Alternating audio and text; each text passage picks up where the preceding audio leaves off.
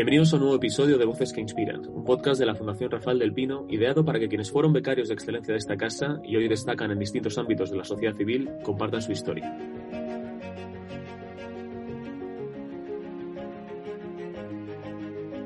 Confiamos en que sus voces puedan inspirar a aquellos jóvenes que todavía no saben que son los líderes del futuro.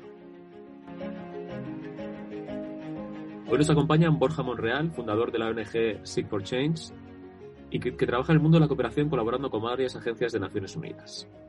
También está Pablo Santeufemia, CEO y cofundador de Bridge for Billions, una organización dedicada a facilitar que cualquiera, independientemente de su condición o circunstancias, pueda tener la oportunidad de convertirse en emprendedor. Bueno, esto es lo que sois ahora, pero habéis sido muchas cosas, tanto Borja como Pablo, y precisamente esta conversación es para desandar esos caminos y es lo que vamos a hacer. Entonces me gustaría empezar por situaros. Borja, tú estudiaste periodismo. Me encantaría que nos hablaras de esa vocación y de cómo se fue perfilando hacia un perfil más de cooperación. Bueno, pues yo creo que quizás yo entendí el periodismo de una manera equivocada cuando lo estudié, ¿no? Estudié periodismo porque quería contar cosas. Entonces pensé que el periodismo era el mejor camino, ¿no? Luego encontré otros caminos para contarlos para los cuales el periodismo era una herramienta fantástica, ¿no? Pero vamos, yo lo estudié con esa vocación de decir, yo quiero ir a lugares donde la gente no, que la gente no conozca y contar las cosas para que la gente lo entienda, ¿no? Esa era un poco la vocación que tenía. Es verdad que yo crecí en Navarra, pues en una Navarra en la que todo estaba cubierto por noticias del terrorismo y eso me hacía todo el rato tener la sensación de que quería contar cómo vivíamos allí las personas que estábamos implicadas de alguna forma, aunque fuéramos jóvenes, en el conflicto vasco y para que nos entendieran fuera de Navarra, ¿no? Porque yo siempre recuerdo que cuando salía de Navarra me decían en los campamentos, por ejemplo, en Santander, me decían, Navarro, terrorista, ¿no? Entonces yo tenía la necesidad de decir, oye, yo tengo que contar otra realidad, ¿no? Una realidad distinta de la que parece que sale, ¿no? Y luego la realidad es que el periodismo fue solo ese pequeño paso para poder irme fuera y buscar otras herramientas que necesitaba para entender la realidad, ¿no? El periodismo se me quedaba corto, ¿no? Y entonces estudié un MBA y empecé a estudiar mucho más economía, porque me parecía que la economía me daba más claves para entender el mundo que el periodismo. Luego, la realidad es que me di cuenta de que las herramientas que había aprendido en el periodismo eran clave también para entender desde un punto más humano las cosas que me rodeaban, ¿no? Y a partir de ahí, pues bueno, trabajé por una empresa multinacional de telecomunicaciones, pero siempre intentando buscar soluciones a problemas que identificaba en los países donde estaba. Y me di cuenta de que la mejor forma de hacerlo era el sector más social, ¿no? Que es raro que le llamemos así, pero que ciertamente es un poco una denominación que todos podemos entender. Y que esa era la manera de poner toda mi capacidad o el poco talento que tenía, ¿no? Al servicio de la sociedad, ¿no? Sobre todo teniendo en cuenta que, y la prueba viva es esto, y Pablo os lo contará mejor seguro, que la sociedad me lo había dado todo. Es decir, yo he cogido todas las becas posibles, fui becario del ICEX, fui becario de la Rafael del Pino, y entonces al final cuando la sociedad te lo da todo te sientes como en la obligación de devolverlo, ¿no? Y si eso se junta con que quieres hacerlo, pues entonces pues consigues la cuadratura del círculo perfecta, ¿no? Pablo, tú no estudiaste periodismo, sino que tú eres ingeniero de formación. Cuéntanos un poco cuál es tu proceso. Bueno, pues, o sea, yo en realidad, yo ya a los 7 años sabía que quería estudiar ingeniería, pero todavía tenía dudas. O sea, yo nací en una familia en Madrid con pocos recursos y yo ya empecé con becas a los 16 años. La beca de la Fundación Colegios del Mundo Unido, de ahí estudio el bachillerato internacional y es precisamente por una experiencia donde me doy cuenta que aunque yo quería trabajar en el mundo de relaciones internacionales, desarrollo internacional y cooperación, no veía la forma de hacerlo a través de política, a través de periodismo o a través de otras carreras, ¿no? Como puede ser relaciones internacionales. Y, por una experiencia es cuando me di cuenta que quizá uno de los retos iba a ser la tecnología, ¿no? O una de las claves, mejor dicho, iba a ser la tecnología. Y entonces ahí digo, bueno, pues creo que puedo estudiar ingeniería mecánica porque son los que diseñan, ¿no? Productos, servicios para la gente que quizá me gustaría poder apoyar.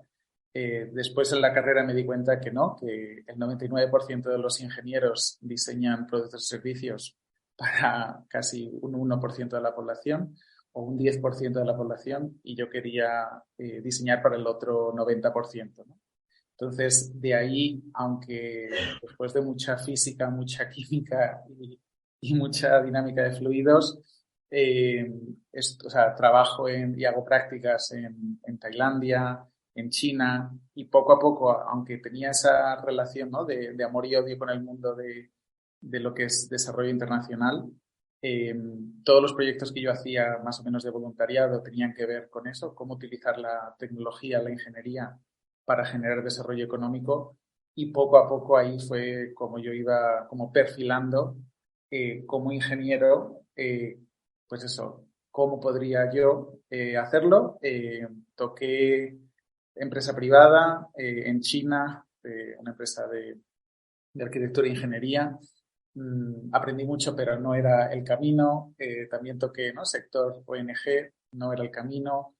Hice un máster que fue gracias a la Fundación Rafael del Pino, doble, uno en negocio, innovación, que lo hice un poco al principio como, bueno, pues 2 por 1, ¿no? Porque yo iba a hacer el máster de ingeniería mecánica con ese foco de diseñar productos y servicios para lo que es la base de la pirámide económica, y ahí ya me quedó súper claro que la tecnología no era el reto, que el reto era el acceso a mercado de las personas, y que yo como ingeniero no iba a tener suficientes años para crear todos los productos y servicios que me gustaría. Y ahí es cuando empecé a identificar a esas personas, esos emprendedores que tienen ya soluciones para sus retos locales, y que su reto no es, pues eso, optimizar la tecnología como estuve intentando hacer durante 2 años, sino que lanzarse y crecer en un mercado que, pues eso, que muchas veces no les entiende, o ellos mismos no entienden el mercado, no saben cómo lanzarse. Y es ahí donde me meto como emprendedor para apoyar a emprendedores. Y creo que sí, 6 años de ingeniería, de procesos, de simplificar cosas, de incluso trabajar como tutor para intentar ganar dinero durante mis estudios, es lo que creo que me permitió acabar terminando, ¿no? O sea, crear Bridge for Billions, que lo que hacemos precisamente es eso, es ayudar a emprendedores a lanzar sus negocios a través de programas de mentoría de 4 y 6 meses en todo el mundo. Entonces, yo creo que sí, es el resultado de un recorrido bastante diverso, pero siempre con ese foco de cómo utilizar la tecnología para desbloquear oportunidades para otros. Borja, si para Pablo la herramienta es la tecnología, ¿cuál dirías que es tu herramienta para provocar ese cambio social? Pues yo te podría responder lo mismo, pero no es así. O sea, nosotros en realidad Pablo y yo nos entendemos muy bien, porque cuando nosotros fundamos Seek for Change, la idea era generar herramientas de innovación y herramientas tecnológicas que pudieran intentar resolver algunos de los retos más importantes de la humanidad, ¿no? Pero en realidad yo siempre digo que lo que es más transformador de Seek for Change es la filosofía que hay detrás, ¿no? Y siempre decimos que esa famosa frase de Nietzsche, ¿no?, de hacer filosofía a martillazos, ¿no?, que es que nosotros no solo queremos transformar la realidad, sino que en el proceso de la transformación de la realidad lo hacemos real. Es decir, somos capaces de que la gente entienda que nosotros preferimos poner a las personas más vulnerables o con menos capacidades de ser oídas en el centro de la decisión, y que eso suponga un problema para nosotros a la hora de llevar a cabo los proyectos, pero en realidad lo que estamos haciendo es cambiar el centro y mover la palanca, ¿no? Y decir, oye, sí, esto va a costar más, pero lo que nosotros tenemos que hacer tiene que ser transformacional también durante el proceso, ¿no? Tenemos que enseñar que creemos en una forma diferente de hacer las cosas, ¿no? Y eso supone, pues, transformar la forma en la que trabajamos. Esto también lo aprendí mucho con Pablo y Bridge for Billions, hacer una empresa completamente horizontal, una organización que se relaciona de igual a igual entre los trabajadores, pero también de igual a igual con las comunidades con las que trabajamos. Una empresa o una organización que intenta permanentemente contratar personas que nunca estarían en esa posición, e intentar que esas personas suban con todo el precio y el coste que eso tiene, ¿no?, de falta de capacidades o de servicios que le tienes que prestar. Y también, sobre todo, generar proyectos que alteren el status quo, es decir, que muevan los balances de poder. Nosotros decimos todo el rato que no es innovación social, sino es capaz de generar justicia social y de alterar un poco los balances de poder entre las personas, ¿no? Y eso supone, y esto es un debate que estamos teniendo últimamente mucho, supone hacer una tecnología que desafía, digamos, los repartos de poderes tradicionales, ¿no? al final la mayor parte de la tecnología tiende a responder a las necesidades de unos pocos y a los intereses de unos pocos, y esa es la tecnología que tenemos. Tenemos la mejor tecnología para unos pocos. Es mucho más importante satisfacer las necesidades del último gadget del último mono inteligente de Finlandia que, como he estado yo ahora hace poco, pues dar de comer a personas en el sur de Mauritania o en el Sahel, ¿no? Y entonces esto exige que cambiemos el foco y que digamos, no, espera, tenemos que hacer tecnología cuya tendencia y cuyo futuro genere un camino, una forma de desarrollar innovación y tecnología que vaya en otra dirección y que valore mucho más cuestiones sociales sobre cuestiones económicas, que son muy importantes, pero que no nos tenemos que olvidar que la economía fue siempre o fue concebida siempre como un instrumento para distribuir costes y beneficios y generar un bien social. En el momento en el que la economía se transforma en un fin en sí mismo y repentinamente valoramos muchísimo más todo aquello que sea capaz de generar más economía respecto a aquello que pueda generar impacto social, pues nos pasa lo que nos pasa y estamos donde estamos, ¿no? Y el ejemplo claro es que tú ahora mismo, voy a poner un caso extremo, pero tú trabajas vendiendo minas antipersonas y vas a tener un salario 10 veces mayor que si te dedicas a hacer lo que hace Pablo de generar empresas sociales para gente con pocos recursos. Y ese vas a ganar menos, en realidad lo que quiere decir es que estás menos valorado. La sociedad premia una serie de skills y una serie de capacidades en una serie de sectores que son perjudiciales para la sociedad y en cambio penaliza aquellas otras que realmente tienen impacto social. Hasta el punto, y aquí corto, que si no me enrollo demasiado, hasta el punto de que se nos pregunta, seguramente a Pablo y a mí, oye, pero vosotros sois voluntarios. Y yo digo, o sea, no solo cobro mal, sino que encima tengo que aguantar que pudiendo haber ido a un sector en el que estaría forrado ahora mismo, no porque sea muy listo, pero porque pues, todos los que estaban más o menos han tenido mis oportunidades se han forrado, resulta que encima me dicen, oye, pero si estás haciendo algo social será porque lo tienes que hacer voluntario. Es decir, que ni siquiera se le da el valor suficiente para pensar que tenemos que cobrar por ello. Sí, Pablo, ¿quieres añadir algo, matizar algo? A mí se me han ocurrido muchas cosas que os quiero preguntar, pero por si quieres coger el hilo. Sí, bueno, o sea, estoy 100% de acuerdo con esta última parte.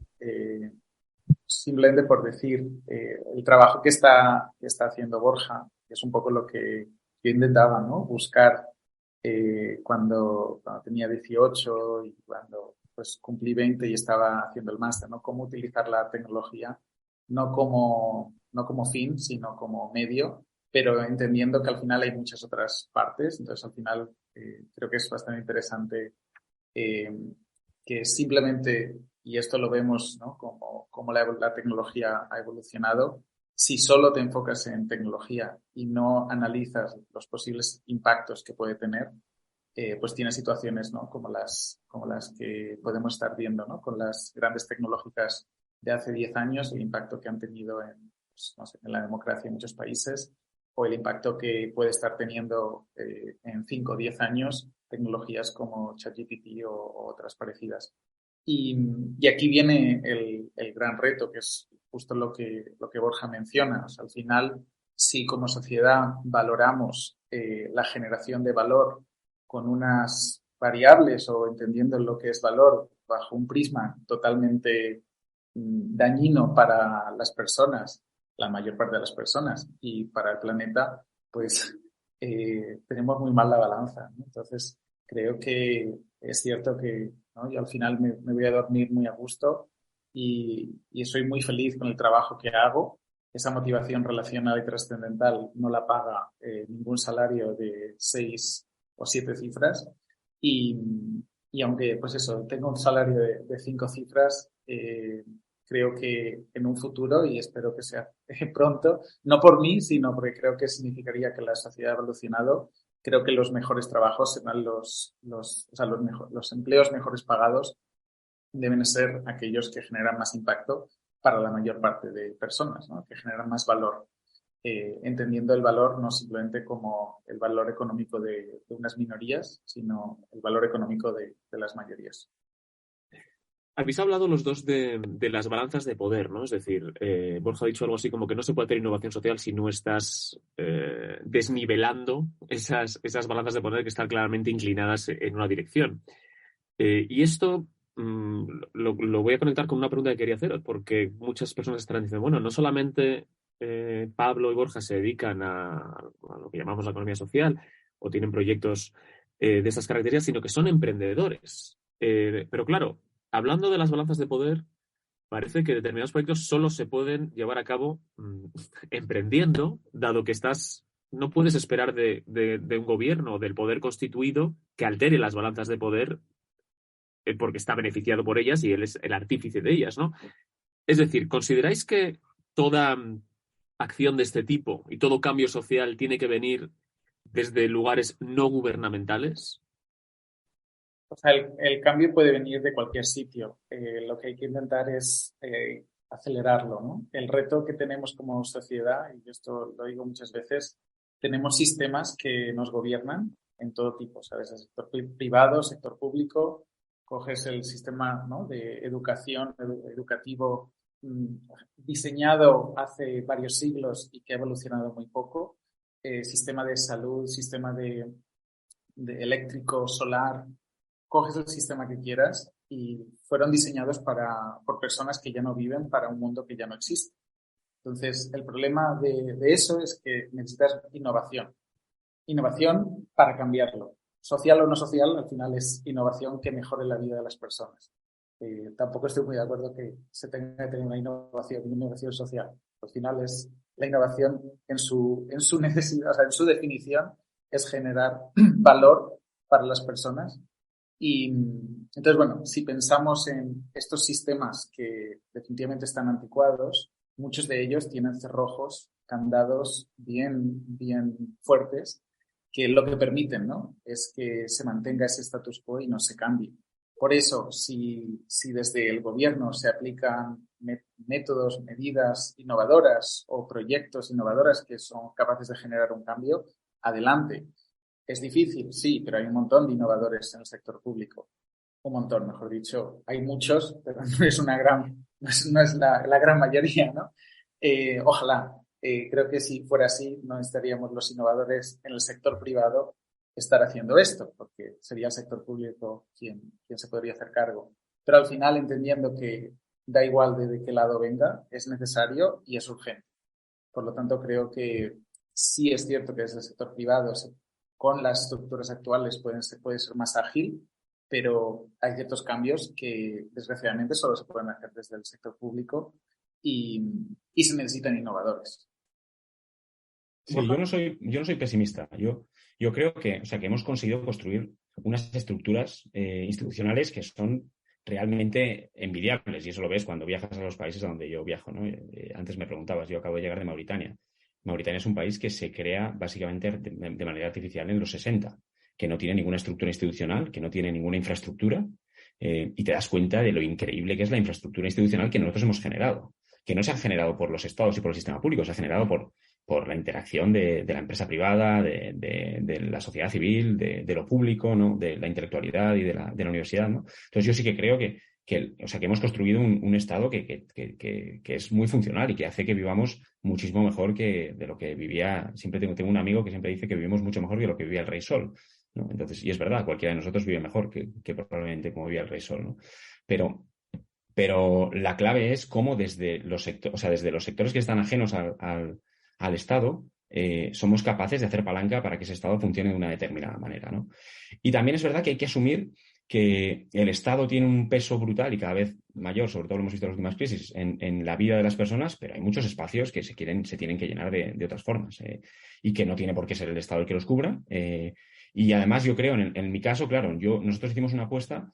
Nosotros siempre decimos que somos una organización, no decimos ni siquiera que somos una ONG, porque en realidad funcionamos igual que una empresa. Somos exactamente igual que una empresa, facturamos igual que una empresa. Hay parte que facturamos por subvenciones, pero otra parte que facturamos por servicios. Y nosotros decidimos este modelo porque creemos en un modelo en el cual, pues bueno, nosotros queríamos marcarnos un punto, con eso que te decía, hacer filosofía a martillazos, de decir, tú puedes hacer crecer una organización de manera al mismo ritmo o a un ritmo muy elevado como en el mundo empresarial, y encima, y sin que el driver principal sea el ánimo de lucro. Y entonces ese era un punto que nosotros queríamos demostrar.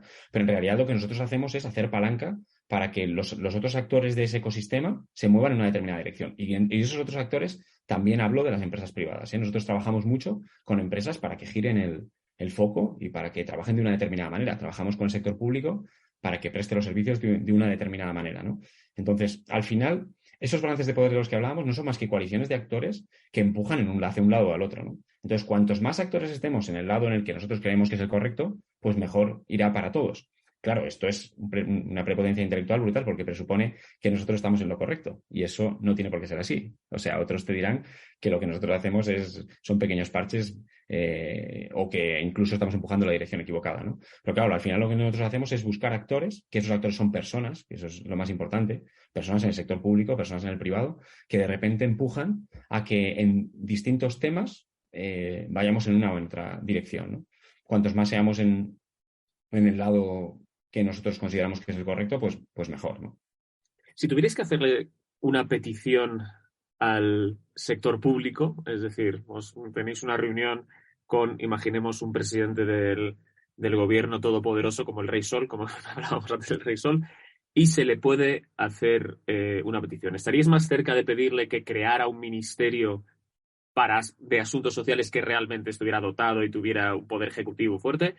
O al contrario, que simplemente destinara fondos a organizaciones como las vuestras y que vosotros trabajarais sobre el terreno, ¿no? A veces el problema del sector público no es tanto la vocación de ayudar, sino la incapacidad para tocar suelo, ¿no? Para hacer el allocation, ¿no? de los fondos.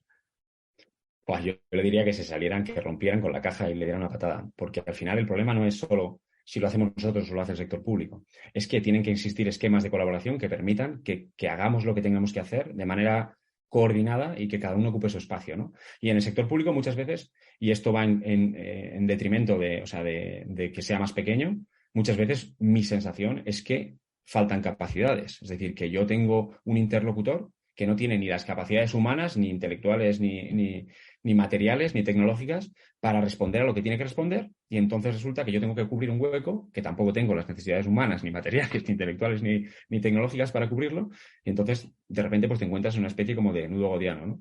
Yo creo que al final yo le pediría que sea flexible. O sea, mi única petición es: déjanos diseñar modelos flexibles. Deja que tú, ya sé que esto es muy peligroso y te dirían, ya, pero eso habilita la corrupción y todo esto. Y no es cierto, porque es cierto si se hace mal. Esto es como todo, es más Estado o menos Estado. La pregunta no es si más Estado o menos Estado, es más Estado cómo o menos Estado cómo.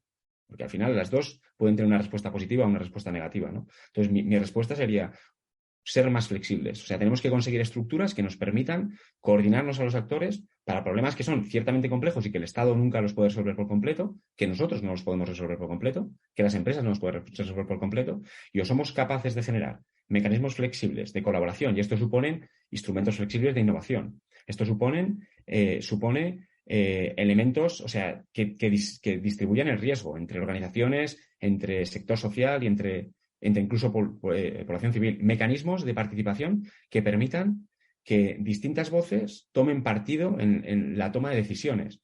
Si no somos capaces de hacer esas estructuras, al final generamos siempre respuestas verticales a problemas horizontales. Respuestas que vienen determinadas como si fueran un monolito, que caen y dicen, bueno, la salud, pum, así. Y alguien te diría, ya, pero si es que la salud sin tratar temas de pobreza, de agua y saneamiento, o sea, no tiene, es una quimera. Pero la respuesta que hemos dado es una respuesta vertical a un problema que es mucho más estructural y mucho más horizontal. Entonces yo le diría, rompe muchos de los esquemas que tenéis y empieza a diseñar modelos que permitan flexibilizar la colaboración entre actores privados y entre el sector público, el sector privado, el sector social y la ciudadanía. ¿Pablo? Y yo, un poco en esa misma línea, yo le diría que incluso ya lo ha hecho. O sea, el impacto que vimos hace 3 años o 2 años y medio del COVID en todos los ministerios de España o de cualquier país era totalmente horizontal. Todos cambiaban, todos flexibilizaban, todos estaban dispuestos porque habían entendido que se necesitaba un cambio, una adaptación. Entonces, lo que quiero decir es, la necesidad del cambio no viene por un Ministerio de Asuntos Sociales. O sea, eso sería un fracaso, asumir que es en un ministerio donde se resuelven los problemas de todos. Hay muchos ministerios, hay muchas estructuras y, como dice Borja, no es solo el sector público, por lo tanto, flexibilizaría, o sea, generaría más transparencia e invitaría a más actores que en muchos casos tienen un gran hastío, ¿no? de lo que es la involucración y la colaboración con el sector público, Entonces, eso, diversificar interlocutores, más transparencia en esa y flexibilidad también, ¿no? En la interlocución y después entender que los sistemas se necesitan cambiar en todos los ministerios. O sea, cuando empiezas a pensar que muchos de los problemas que el Ministerio de Asuntos Sociales intenta resolver son causados por el sistema financiero. Y a lo mejor es quizá ciertos ministerios que tendrían que estar trabajando esa parte, ¿no? Entonces, el flexibilizar, el pensar de manera más estructural, horizontal, como ya se hizo con COVID, o sea, sí, situaciones, ¿no? Más interministeriales, trabajar mucho más así creo que es lo que precisamente va a generar la innovación que nuestro sistema público y que el sistema privado está necesitando, pero que ahora mismo eso, no están encajando las dos partes y que, bueno, que independientemente si es con ánimo de lucro o sin ánimo de lucro, nosotros somos una empresa con ánimo de lucro, pero al final nuestra meta es la misma que la de Borja, entonces al final es desde lo privado, desde lo público. Y... Dicho esto, también te digo una cosa, yo compadezco, la mayoría de los casos compadezco a mis colegas del sector público. O sea, todo el mundo, los emprendedores somos unos llorones. Yo digo que los emprendedores somos los agricultores del siglo XXI. Es decir, esos que todos los años van mal. Es decir, no llueve, si llueve, llueve mucho. Mi padre siempre decía, siempre, o sea, yo siempre digo a mi padre que nunca ha tenido un año bueno. Y luego cuando habla, todos los años de atrás fueron mejores que el anterior, por consiguiente alguno, o sea, en alguno de los casos ahí hay una disonancia.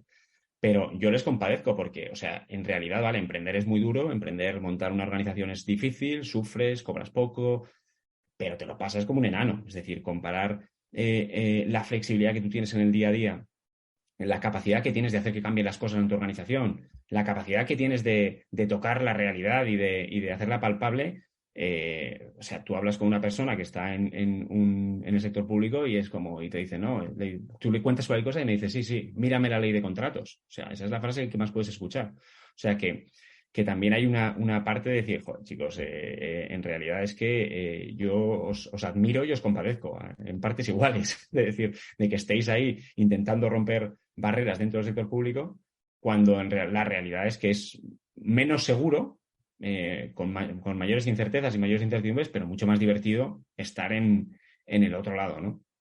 Esta serie de conversaciones tiene, como os comentaba, el objetivo de servir de inspiración, ¿no? Para personas que estén, digamos, aclarando su vocación. Y por eso me interesaba abordar la cuestión del sector público, ¿no? Porque creo que muchos cometemos el error de cuando pensamos en un trabajo con conciencia social o de cooperación, pensamos en el sector público, ¿no? Bueno, pues usted tiene que ser cooperante, tiene que trabajar en la ICID o tienes que, no sé, hacer una carrera en Naciones Unidas o ¿no? en UNICEF y estar...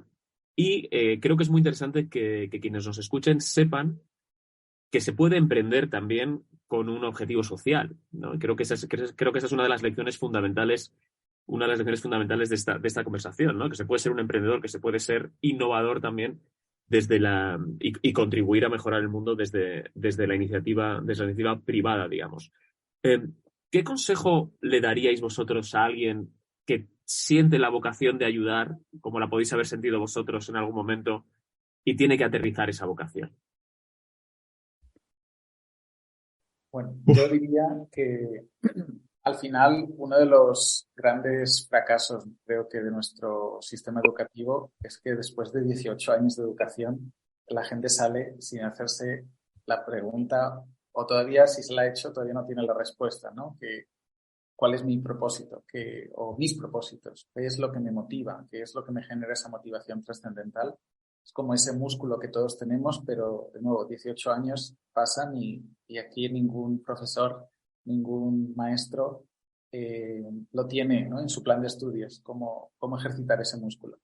Entonces, creo que las personas ya sabemos qué es lo que nos gusta, lo que nos motiva, pero asumir que hay un camino fijo, un camino determinado, pues, o sea, de nuevo, creo que es de un sistema pasado y que sabemos que no funciona, ¿no? Entendiendo además la realidad de los millennials y de la generación Z, donde tenemos que crear nuestros futuros empleos porque todavía, o al menos nuestros padres no nos los han creado, pues entonces asumir que hay un camino fijo es un poco bobo, porque no lo hay. En muchos casos lo vamos a tener que generar. Entonces, creo que primero miraría dentro y después empezaría a hacer experimentos.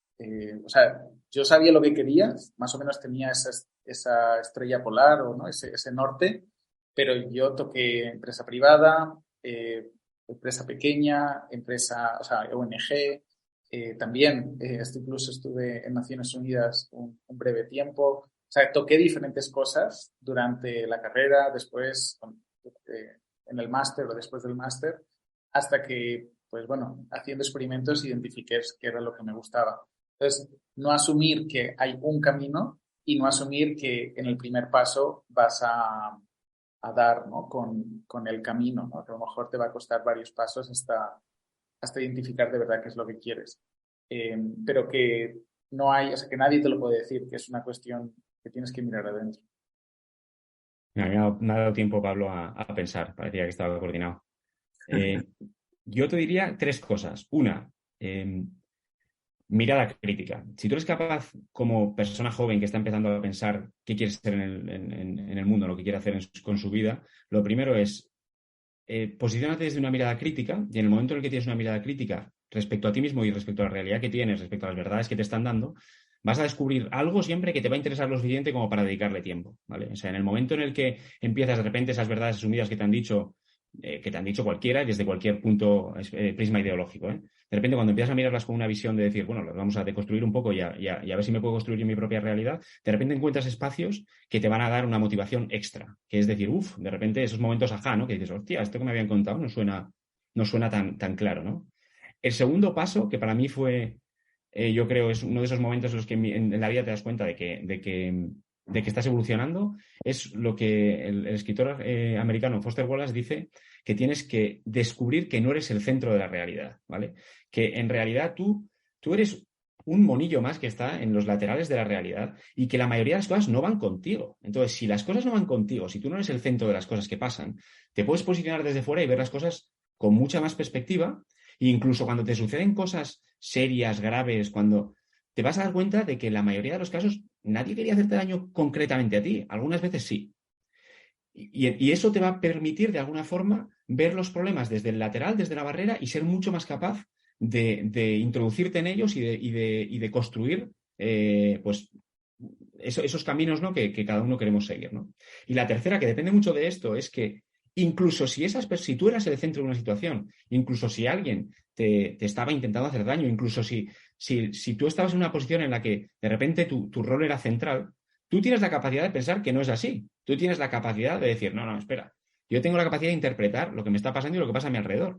Entonces, si eres capaz de permanentemente reconstruir tu propia realidad y tu propio discurso, es mucho más fácil encontrar tu propio camino. Porque, claro, si tú coges y dices, no, mira, todo el mundo espera de mí que yo sea esto, ¿no? Y entonces tú eres el centro, la gente parece que está pensando en ti, que seguramente le dediquen 20 segundos al día, igual tu madre muchísimo más, y si es como la mía, seguramente muchísimo más, pero de repente generas un camino y dices, tú tienes que hacer esto y hay una presión y todo el mundo me está mirando, tú te sales a la barrera, no, la verdad es que nadie lo está haciendo, y encima te dices, no, pero si es que esto que están diciendo es justo lo contrario de lo que ellos quieren, incluso. Tú puedes repensar lo que ellos están diciendo, te cuentas una narrativa y tú te montas un camino y una historia que te lleva no a donde tú quieras, no voy a caer en estos rollos de Mr. Wonderful, pero desde luego te justifica decisiones que de otra manera nunca podrías justificarte. Dices, yo recuerdo, a mí me ofrecieron un trabajo, he trabajado mucho para Naciones Unidas como consultor, y cuando me ofrecieron mi primera posición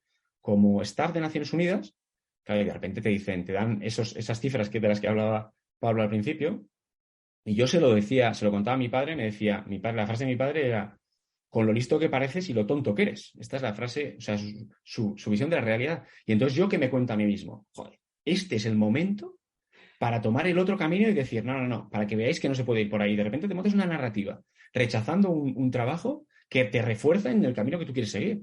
Emprender, montarte tu propia organización y hacer las cosas que a ti te gustan, ¿no? O sea que yo creo que Y esto va todo con la capacidad que tienes de dominar el pensamiento. Y entonces esto es muy fácil. Bueno, muy fácil, es muy difícil, pero también es muy fácil porque no necesitas ni mucho dinero, ni muchos recursos de otros, solo necesitas, pues, digamos, construirte tu propia narrativa, ¿no? Y tu propia forma de entender las cosas.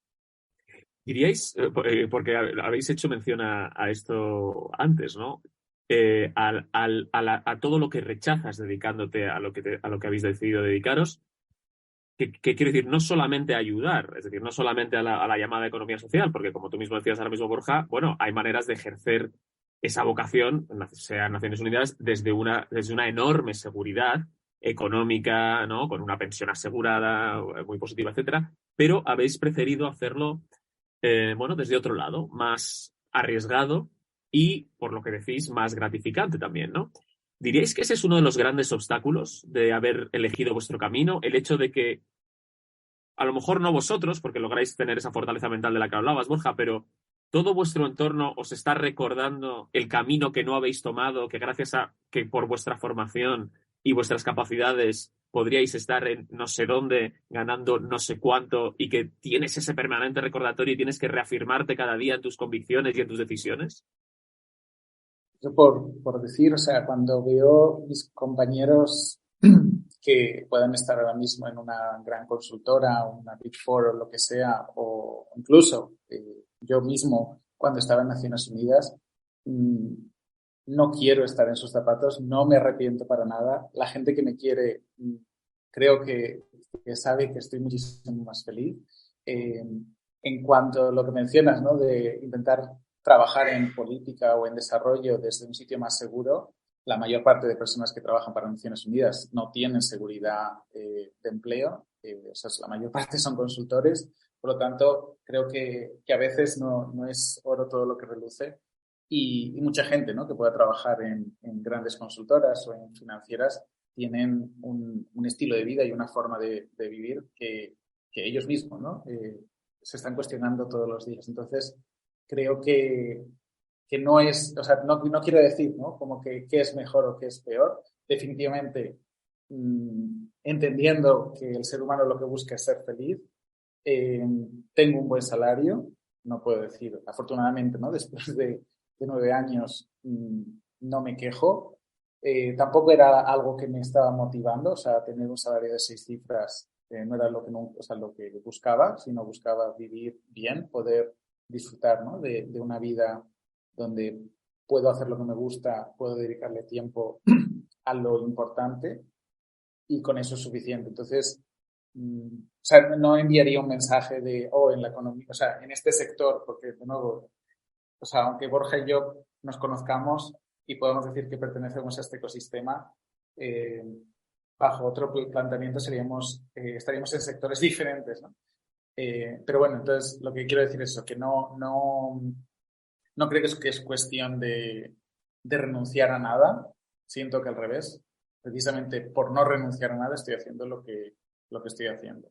Y creo que mucha gente renuncia a muchas cosas, hasta incluso a lo más importante del ser humano, que es ser feliz, precisamente por a lo mejor esas voces, ¿no? De las que hablaba Borja, que deberías hacer y no deberías hacer. Entonces creo que a veces es bajarle el volumen a esas voces y escucharte más a ti, que creo que te va a ayudar a identificar lo que te hace feliz. Sí, pero yo sí que he sentido ese peso, ¿eh? Y lo siento, o sea, yo creo que esa batalla es continua, esa batalla de lo que se espera de ti, lo que tú mismo esperas de ti y lo que quieres hacer o haces, siendo los cuatro planos distintos, ¿no? O sea, yo sí que creo que existe todo el rato ese debate y todo el rato tienes cuando, o sea, seamos claros, cuando eres relativamente bueno en lo que haces, tienes todo el rato al ego empujando hacia a salir y mostrarse. Y es un debate permanente. Y hay veces que tengo reacciones de muelle de ese ego, diciendo, cuando de repente tengo una conversación con un tipo de una empresa, o sea, es que puedo poner una de esas Big Four hace 2 o 3 semanas, tenemos una conversación y de repente hay un tipo que me está tratando con una condescendencia como si yo fuera, no sé, las hermanitas Oblatas. O sea, como diciendo, ay, qué bien hacer las cosas, pero como totalmente desmereciendo la capacidad que tengo de hacer cosas, ¿no? Y yo, entonces, el ego sale Y entonces tengo el impulso de demostrarle a ese tipo que le doy 1000 vueltas. Y honestamente, en este caso le da 1000 vueltas. Entonces es como, chico, si es que, y te sale el ego. Y entonces, ahí lo que está saliendo es lo que esperan que seas, no lo que tú eres. Porque lo que tú eres en ese momento dices, pues chicos, ¿a mí qué me importa? Si yo vuelvo a lo mío, hemos creado una organización que estamos ya casi 40 personas, que estamos creciendo a unos ritmos brutales, que tenemos proyectos transformadores, y ya está. Y este tipo ha pasado como una anécdota. Pero esa presión que tienes de ser lo que la sociedad te dice que tienes que ser, al final se nota y tienes todo el rato esa pequeña lucha interna. Yo la tengo, ¿eh? No quiere decir que la tenga todo el mundo, ¿no? Pero claro, como te decía antes, termina esa conversación y tú dices, yo me la puedo contar de dos formas. Puedo decir, mejor, este tío que está ahí petándolo en esta empresa, no sé qué, no sé cuántos, o yo puedo coger y decir, mamma mía, el tipo está encerrado en la oficina todos los días y me voy pasado mañana a Mauritania más contento que Chupín. Me siento, también hay una parte de todo, o sea, tenemos que desmitificar todo este componente de que somos súper buenos, porque en realidad hay una parte de egoísmo brutal. Claro, en la inyección de adrenalina que tú tienes cuando las cosas van bien, es como cuando, o sea, yo hago todos los deportes de riesgo, yo escalo, yo hago buceo, y tienes el mismo chute. O sea, yo ahora volviendo de Mauritania, tengo un chute de adrenalina de realización personal que no lo consigues con casi nada. Lo consigues en ese momento en el que te tiras en paracaídas y hace pum, 30 segundos y se termina. Entonces, en realidad, vale, yo lo que me digo a mí mismo es que, joder, nosotros cuando o sea, con nuestra actividad generamos los mismos puestos de trabajo que generaría una organización de nuestro tamaño y tenemos un impacto mejor que la mayoría de las organizaciones, ¿no? Pero entonces eso es lo que yo me digo a mí mismo ahora, que yo soy mucho mejor persona que otro que intenta hacerlo desde lo privado o que no lo intenta. Eso está completamente fuera de la realidad. Lo haces en parte porque quieres transformar las cosas y en parte porque te sientes mejor, porque hay una parte de egoísmo también en la actividad que hacemos. Bueno, Borja, decías que te ibas, ¿no? Que no envidiabas al que estaba ahí encerrado en esa oficina gris, que tú te ibas a Mauritania, que luego te pegabas tus saltos en paracaídas. Pablo hablaba de que, bueno, pues que él sabe que en otro sector podría tener un sueldo más elevado, pero bueno, hay una parte muy, muy gratificante y de un nivel de trascendencia que compensa esas cosas. Pero toda esta positividad, digamos, que estáis transmitiendo, quería preguntaros cómo se concilia con una vida personal, con una vida familiar. Es decir, ¿esto de la conciliación es posible cuando, bueno, vuestra vocación profesional es la que es, como decís, gratificante, pero por lo que decís también tremendamente absorbente y tremendamente exigente?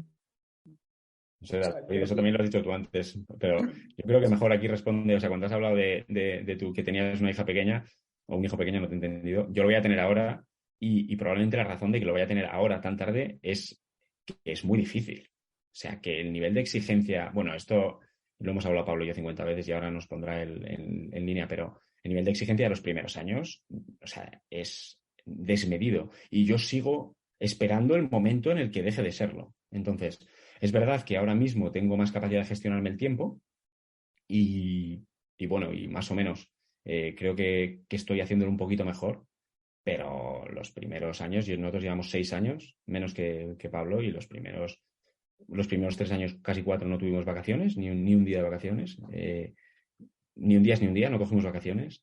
Estábamos totalmente comidos por la actividad de Seek for Change, viajando todo el tiempo. Y era casi imposible mantener una vida personal digna, digamos, ¿no? Y eso ha ido cambiando hasta un momento en el cual yo ahora me siento más o menos cómodo, pero con unos tiempos que no son los que deberían. O sea, yo ahora mismo te puedo decir que esta tarde tengo reuniones en Perú hasta las 11 de la noche y eso no creo que es muy compatible con tener a la niña que está viniendo y sobrevivir, ¿no? Que tampoco exijo muchísimo más. Pero creo que es difícil, ¿no, Pablo? Sí, pero yo creo que, de nuevo, que no es el sector. Yo cuando estaba empezando Rich for Billions, a la par, yo o sea, salí del máster y empecé, y mis compañeros salieron del máster y se metieron desde hedge funds hasta consultoría, hasta, ¿no? Sectores muy diversos, manufacturas, ingeniería y tal. Y en cuanto a lo que es la forma de trabajar, desgraciadamente, y digo desgraciadamente, era igual. O sea, tenía amigos que empezaban a trabajar a las 7 de la mañana y salían a las 4 o 3 de la mañana La única diferencia es que ellos, yo en ese momento, en mis primeros años, cobraba muy poco y ellos ya estaban con salarios de 6 cifras. Hemos aprendido que más es mejor. Y con el tiempo te das cuenta que no es dedicarle más tiempo, sino trabajar desde otro punto, desde un lado donde puedes ser más eficiente, más efectivo, y eso te lo da la experiencia y el conocerte a ti mismo. Entonces, yo creo que se puede, pero lo mismo diría a una persona que está en una Big Four que, ¿no? Cómo de fácil le es a él o a ella, ¿no? Ser padre o poder tener 25 hobbies después de trabajar. La única diferencia es que o sea, afortunadamente puedo decir que de las 8 horas que paso al día durante 300 y pico días al año, mi trabajo me genera motivación transaccional, definitivamente, estoy bien, relacional y trascendental. Y yo retaría si a estas otras personas en otros sectores esas 3 motivaciones las tienen y después la falta de tu motivación trascendental o incluso relacional, ¿no? Estar trabajando en un sitio donde a lo mejor no te sientes querido, no te sientes apreciado, ¿qué impacto tiene en tu vida personal? Entonces, creo que para nosotros, las personas que sí, independientemente en el sector que trabajemos, tenemos esa motivación trascendental, se nos es mucho más fácil ser felices y compartir y contagiar esa felicidad con las personas que queremos. Y de nuevo, este planteamiento de que tú eres una persona en tu vida profesional y otra en la personal es una falacia. Creo que eso no, eso no existe. Las personas somos una y simplemente ¿no? La falta de tus necesidades en una te va a contaminar la otra y no aceptarlo pues es tener una dualidad que puede ser muy tóxica a largo plazo y que más o menos con 30, 40 años, incluso hay gente que todavía con 50 no se ha dado cuenta y creo que son cuestiones que para la gente que nos escuche son muy importantes, ¿no? De retar qué tipo de vida quiero tener y qué es lo que a mí me hace feliz, entendiendo que al final es eso, ¿no? El para qué. También es verdad que yo creo que nuestro sector está empujando a otra cosa. Yo lo noto en Seek for Change. Claro, la gente quiere vivir de otra manera y entonces esto está empujándome a mí y a todos los que estamos en el equipo a de repente decir, bueno, vale, primero, derecho a la desconexión. Es una discusión que yo nunca había tenido en una organización y la hemos tenido en la nuestra porque es que yo no quiero que me llegue un mensaje a las 10 de la noche o a las 8 de la noche. Vale, pues eso se ha cortado, ¿no? Quizás yo no he sido el ejemplo, ¿no? de cómo implementarlo. O cuidarse dentro de la organización. Se generó hace unos meses una discusión en Seek for Change sobre cómo podíamos generar mecanismos para cuidar a las personas dentro de la organización para que no tengas, para que la gente no se queme en circunstancias en las que la gente trabaja, es decir, nosotros trabajamos en entornos que son muy difíciles, ¿no? Entonces, creo que también el sector social, igual que os decía al principio, de hacer filosofía de martillazos, también pasa por esto. Pasa porque cambiemos la forma en la que la gente trabaja.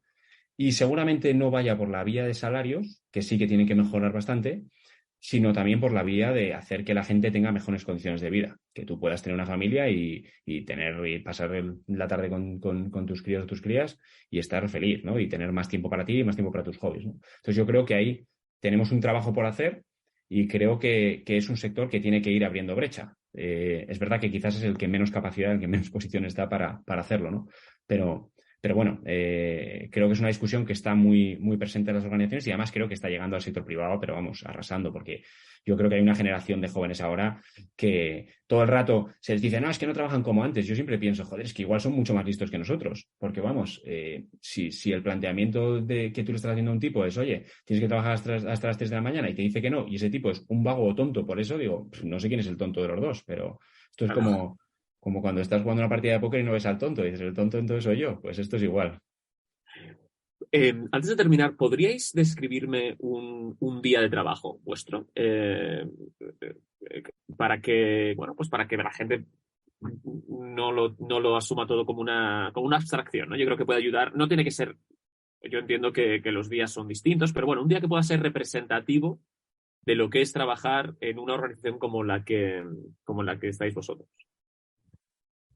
En mi caso, bueno, creo que con cualquier emprendedor ha evolucionado mucho, o sea, no es lo mismo un día de hace 8 años a un día ahora, pero ahora, pues un día puede ser desde tener 8 reuniones casi de una hora donde estamos creando, diseñando, retando o toca escuchar, ¿no? Problemas, al final, pues eso, pueden ser desde eso, 8 horas en online en videollamadas o a lo mejor estar haciendo Excel, análisis, o sea, en realidad depende mucho. O puede estar en una sala analizando cómo vamos a crear el siguiente feature o al final es muy diverso. O días donde me toca pues ir a eventos del ecosistema, a un acto del sector público o estar incluso hablando con otros actores del ecosistema para ver si empujamos, ¿no? El cambio de una ley o la influencia en algo. O sea que es que te puedo decir, cada día es muy diferente, pero los tengo desde súper intensos o de muy aburridos o de mucho viaje y de mucha interacción con gente de fuera. ¿Cuáles son los lugares en los que más viajas, Pablo? En mi caso ahora mismo está siendo Centroamérica, que es donde más ahora mismo sí, ustedes nos están empujando. Pero afortunadamente, y eso es algo que he aprendido, estoy delegando cada vez más viajes. En esto creo que a Borja porque no le gusta, o sea, porque le gusta demasiado. Pero al contrario, ¿no? Quiere que deleguen los viajes en él todo el rato. Exacto. Sí, yo por cuestiones ya más de salud mental prefiero delegarlas.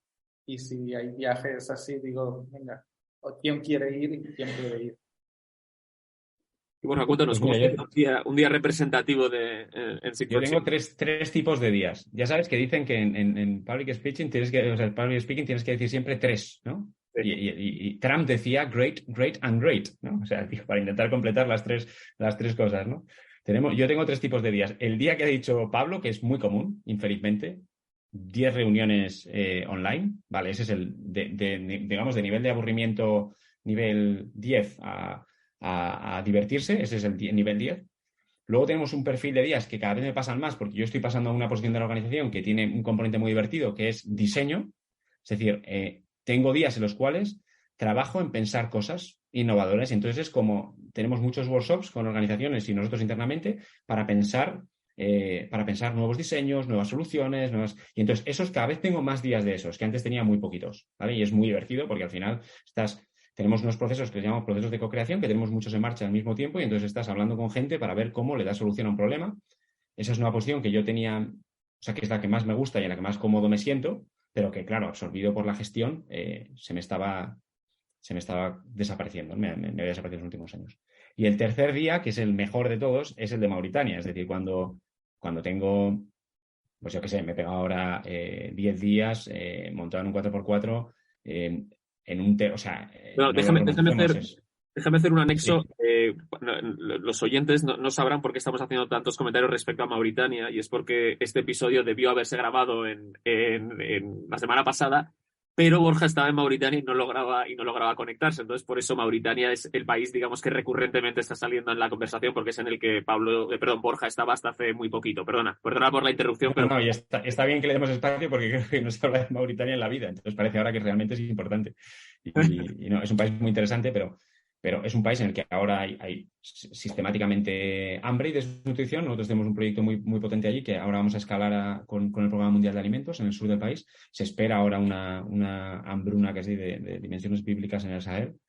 Y esto es muy duro y de hecho yo me he pasado estos días viendo cosas que, o sea, cuando llegas a un centro de tratamiento y eso que ahora había pocos porque la época digamos que la época del hambre empieza dentro de un mes y medio, entonces aún no había tantos casos, pero yo solo con ver a 1 o 2 bebés, encima ahora que voy a ser padre, pues en desnutrición lo pasas muy mal, ¿no? Y nos hemos pegado 9 días durmiendo en el suelo, en el desierto, siguiendo estos sitios, pero la realidad es que esos días son de una intensidad brutal, de una conexión con el propósito que decía Pablo, o sea, es decir, es tan fácil ver que lo que estamos haciendo tiene sentido, ¿no? Sobre todo nosotros que acabamos de terminar una evaluación de impacto y de repente dices, o sea, aquí no hay tutía, lo que estamos haciendo está directamente salvando niños de entrar en fases severas de desnutrición y por consiguiente de que su vida sea no un desastre, pero casi un desastre, ¿no? En términos de ingresos, en términos de salud, en términos de todo, ¿no? Entonces, esos días tienen el componente aventura, que bien, que es muy, muy potente y muy valioso. Tiene el componente emocional brutal de conexión con las personas, ¿no? Y de conexión con la realidad de un planeta que desconocemos y que es la mayor parte de la realidad del planeta. Es decir, hay mucha más gente viviendo muy mal que viviendo como nosotros vivimos. Y luego tiene esa satisfacción pura de conectarte con lo que llevas dentro, ¿no? Y con lo que quieres hacer, ¿no? Entonces, ese tercer día, que yo digamos que lo tengo bastante, o sea, yo he estado más o menos viajando una media al principio de 7 meses al año, luego he ido bajando con Sig4Change. Es verdad que antes trabajaba siempre en países empobrecidos, pero bueno, que al final tengo 4 meses al año, o sea que es un tercio de mi realidad, de mis días, está vinculado a tocar la realidad, ¿no? Y eso creo que es muy importante, porque si no lo haces de manera continua, perder la perspectiva de lo que estás haciendo es muy fácil. Perderte en la burocracia, en ganar proyectos, en que se financie la organización, en los contratos, en que sigue creciendo y sigues contratando, es muy fácil y de repente te das cuenta de que no sabes ni por qué estabas ahí. Entonces, yo creo que es muy importante conectarte con la realidad. Mi mujer te diría que quizás no es tan importante.